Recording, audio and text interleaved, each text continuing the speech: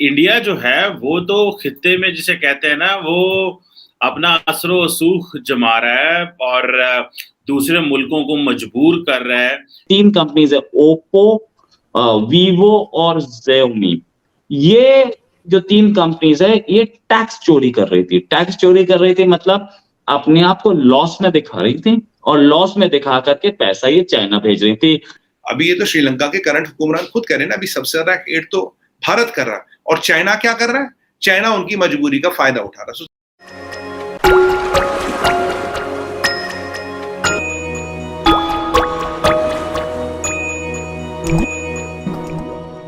India जो है वो तो खित्ते में जिसे कहते हैं ना वो अपना असर सूख जमा रहा है और दूसरे मुल्कों को मजबूर कर रहा है कि वो अपनी जो फॉरेन पॉलिसी है वो उस तरह रखे जिस तरह इंडियन इंटरेस्ट को सूट करता है। मिसाल के तौर पे एक चाइनीज मिलिट्री शिप जो थी वो आ रही थी श्रीलंका में जिसका नाम था यॉन वोंग 5। तो जो इंडिया के कहने के ऊपर जो श्रीलंकन अथॉरिटीज है उन्होंने उसको मना कर दिया कि वो ना आए, वो डेफर कर दी इस मिलिट्री शिप को। आप क्या समझते हैं basically why India had to do this? क्यों करना पड़ा? क्या ये अपने इन्फ्लुएंस के लिए कर रहे हैं? श्रीलंका इस वक्त चाइना के इन्फ्लुएंस में ना जाए, या कि आप समझते हैं कि अभी अमेरिका और इंडिया का इतना गठजोड़ है कि वो खित्ते में अपनी मर्जी की जो मिलिट्री बिल्डअप और जो मिलिट्री धौंस है वो कर सकते हैं? क्योंकि बहुत सारे लोगों का ये कहना है कि ये बेसिकली ये धौंस हो रहा है। आप इसको कैसे देखते हैं? सबसे पहले ये मानने की और जानने की बात है कि वो चाइनीज शिप योंग 5 या जो भी उसका नाम है, अब चाइनीज नाम मुझे ना बोलने अच्छे आते नहीं, आते भी तो बोलता नहीं, सच्चाई बात तो ये है। तो अब ये जो आते हैं तो ये जो था ये एक स्पाई शिप था। अगर आप इस पे एंटेना और ट्रैकिंग सिस्टम देखें, ये 3 चीजें ट्रैक करता है। Missile silos, anti ballistic missiles आपके कहाँ लगे हैं, आपके फायरिंग मैकेनिज्म्स और जिन्हें कहते हैं फायरिंग डक्ट्स कहाँ है, और आपके सैटेलाइट्स की पोजीशन क्या है, which includes all 3 kinds of satellite, Jio satellites, Leo satellites और मियो सैटेलाइट्स, तीनों को ट्रैक करता है। इनमें नीडलेस टू से स्पाई सैटेलाइट्स भी आते हैं जो हमारे पास भी है। अब इसका हमन टोटा जो पोर्ट है, आपको पता है कि चाइनीज ने उस पर कब्जा कर रखा श्रीलंका का, हमने पहले भी बात की थी। वहां पीएलए यूनिफॉर्म में बैठी थी। आज उनके जो इंटेंशन है, आज जो उनकी कवायद है वो खुल के सामने आ गई चीमा साहब। देखिए, अगर वो पोर्ट कमर्शियल था, अगर आपने श्रीलंका ने पैसे नहीं दिए, आपने उस पर कब्जा कर लिया, तो वहां मिलिट्री शिप भेजने का मतलब क्या है? मिलिट्री स्पाई शिप आपको भेजना क्या है? देखिए, श्रीलंका इंडिया के बिल्कुल नीचे, ये इंडिया ये श्रीलंका ज्योग्राफिकली, यहाँ 2 कमांड्स है, एक नीचे साउथ में, एक इस साइड, एक अंडमान कमांड और एक अगली कमांड है। ये इंडिया हमने जब कमांड्स डेवलप की थी कुछ साल पहले, उसके बाद ही चीनियों को मिर्ची लगी थी कि हमें कुछ श्रीलंका में कुछ चाहिए। तब उन्होंने श्रीलंकनों को फंसाया हमनटोटा इस पोर्ट में और वो राजपक्से एयरपोर्ट में, जहां से कोई जहाज नहीं उड़ता, और ईस्टर्न कार्गो टर्मिनल से हमें निकाला था, हमें वेस्ट दिया था। ठीक है। और आज जो ये पिछले 5-10 साल से डेट ट्रैपिंग कर रहे थे, उसका जो नतीजा है वो आपके सामने है। पीएलए वहां यूनिफॉर्म में क्यों थी, उसका नतीजा आपके सामने। पीएलए वहां क्या कर रही थी, उसका नतीजा आपके सामने, क्योंकि ये इंडिया के नीचे जो कमांड्स हैं उनको स्टडी करने के लिए इनको भेजा गया था। ठीक है जी। अब आप जानते हैं चाइना का सारा सप्लाई चलता मलाका स्ट्रीट से, और मलाका स्ट्रीट्स पे अगर इंडिया और ऑस्ट्रेलिया चाहे कल को उसको चोक कर सकते हैं। तो चाइना की सारी economy literally including import, export और oil and energy can stop. इसलिए उसको काउंटर करने के लिए उन्होंने ये जहाज भेजा था। अब जब हमें पता लगा ये जहाज आ रहा है, इसकी बात हुई चीमा साहब, मीडिया ने काफी इसको कवर किया, तो हमने अपने इंटरेस्ट में सीधे सीधा बोला, भैया ये जो जहाज है कोई कमर्शियल जहाज नहीं है, ये कार्गो जहाज नहीं है, ये पैसेंजर जहाज नहीं है, यॉच नहीं है, क्रूज लाइनर नहीं है, कुछ नहीं है, ये सीधा साधा मिलिट्री जहाज है। और ये है इनकी औकात, ये है इनकी वक़्त, ये है इनकी कैफियत, तभी आपको इन्होंने डेट ट्रैप किया। अब जो श्रीलंका में जो रेजिनमेंट आया चाइनीज डेट ट्रैप को लेके, आपको पता ही चीमा साहब, चाइना का 10% debt is more than 90% of the debt for Sri Lanka. वहां भी खुद बहुत रेजिनमेंट थी, तो हमने उनको कहा, उन्होंने उनको मना कर दिया, भैया ऐसा ये जहाज यहाँ नहीं आएगा, आप वापस जाओ, जब तक इस पे कोई आगे बात ना हो, टिल फर्दर नोटिस। ये नहीं कि डिले करो, ये करो, आएगा ही नहीं जब तक हम आगे नहीं कहेंगे। तो ये जहाज जो चाइना का सपना था कि भाई हम वहां पे अपनी स्पाइंग करे, वो तो नहीं होगी। अब चाइना क्या करता है?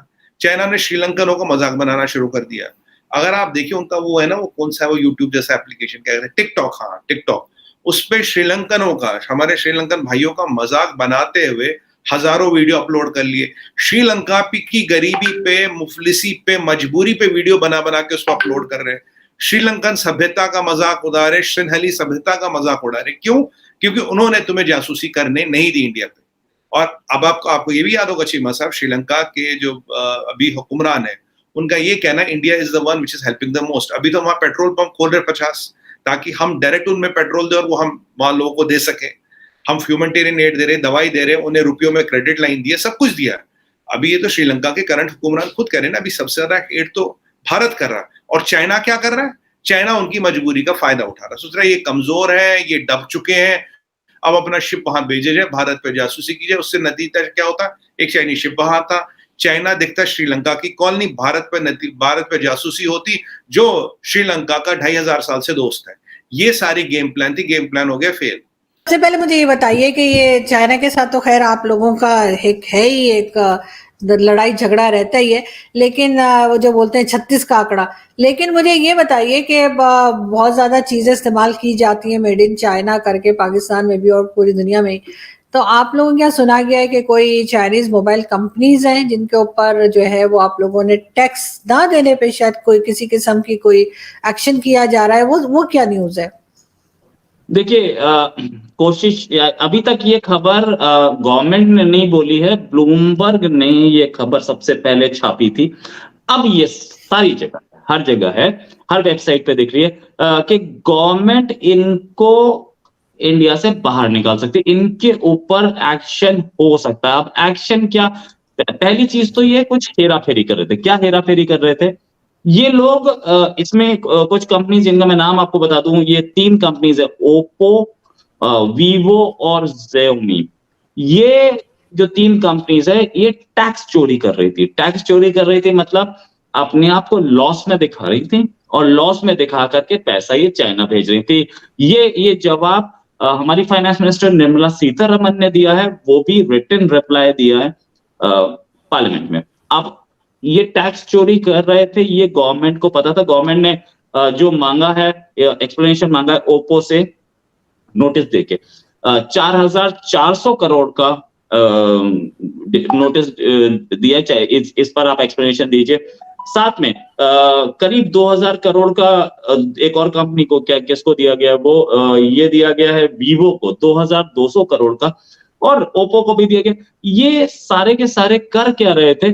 बैक होम अपने चाइना में ये डिक्लेयर करते थे कि हम चाइना में रिसर्च वर्क के लिए कंपनी में इन्वेस्टमेंट कर रहे हैं। तो इन्वेस्टमेंट का जो पैसा है ये हमारे एक्सपेंसेस में आ गया, और वो पैसा भेज देते थे, और वहां रिसर्च हो रही थी नहीं हो रही थी पता नहीं। अपने आप को लॉसेस में दिखा के ये टैक्सेस बचा रहे थे, जिस पर हमारी गवर्नमेंट ने इन पर एक्शन लिया। साथ में इनका जो डिस्ट्रीब्यूशन नेटवर्क था उसमें ये इंडियन कंपनीज को दूर रख रहे थे। तो उससे क्लैरिटी नहीं आ रही थी कि क्या वाकई में इनके पास प्रॉफिट्स हैं या लॉसेस हैं। और फिर ये जो सप्लायर्स इनके थे उसमें भी हेरा फेरी कर रहे थे, लगातार घाटा, लगातार लॉसेस दिखा रहे थे। तो गवर्नमेंट ने इन पे एक्शन लिया है, और इनको हो सकता है, ऐसी खबर आई है, अभी गवर्नमेंट ऑफ इंडिया ने कुछ नहीं बोला है, गवर्नमेंट इनको हो सकता है इनको बाहर कर दे। और मतलब 12,000 रुपए, दैट मीन्स $150 से नीचे के जितने भी मोबाइल हैं उन पर बैन लगाया जा सकता है। ऐसी खबर ब्लूमबर्ग ने दी है, और अब सारे मीडिया आउटलेट्स इस खबर को चला रहे हैं।